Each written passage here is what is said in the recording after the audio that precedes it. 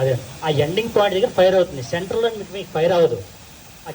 అంటే ending point దగ్గర fire అవుతుంది కాబట్టి ఆ సెంటర్ పాయింట్లో మనం చేయి పెట్టుకున్నా మనకి ఏం కాదు. చూడండి అగో వేలు పెట్టి ఆపేసేది అంతే, చాలా సింపుల్గా అయిపోయిందిగా.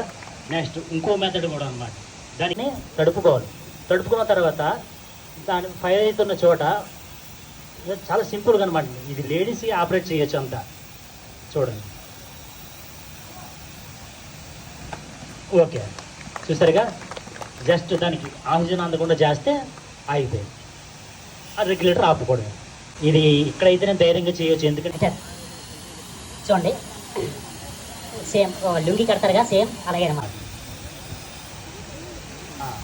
బ్యాక్ చేతులు పెట్టండి